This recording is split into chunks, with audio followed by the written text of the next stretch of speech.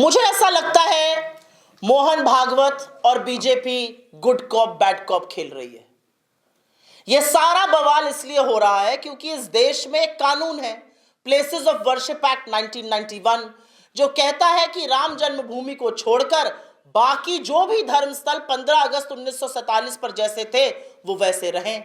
और उसको कहने का एक कारण है, क्योंकि कल को कोई कहेगा इस मस्जिद के नीचे मंदिर है, दूसरा कहेगा मंदिर के नीचे बौद्ध गुफा है, तीसरा कहेगा मंदिर के नीचे जैन मंदिर है। तब क्या करिएगा? सारा देश खोदते रहिएगा।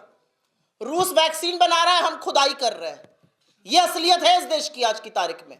और सिर्फ खुदाई नहीं कर रहे, उस खुदाई में सारे देश को बांझा हुआ है, सारे देश को बरगलाया हुआ है। कौन बात करे रोजगार की, कौन बात करे महंगाई की, आर्थिक असमानता की, इसी में लगाए रहो।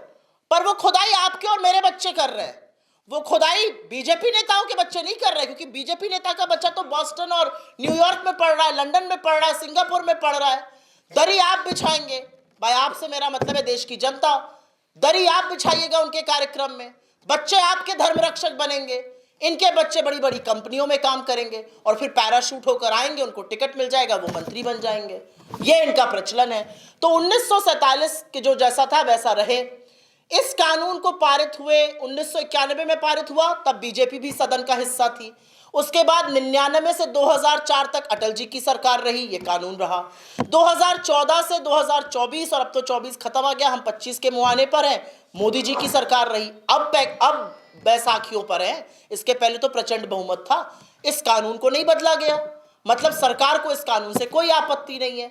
लेकिन दो चार लोग खुदाई कर करके इस देश में उन्माद और उबाल का माहौल रखना चाहते हैं।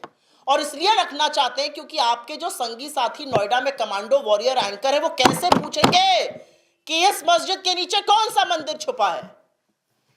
आधों को तो देखकर मुझे लगता है हिंदू सनातन संस्कृति ही नहीं पता है। अगर आपके घर के मंदिर में या किसी भी मंदिर में इतनी सी भी मूर्ति खंडित हो जाए तो फिर वो देवता पूजा नहीं जाता है, उसको प्रवाहित किया जाता है।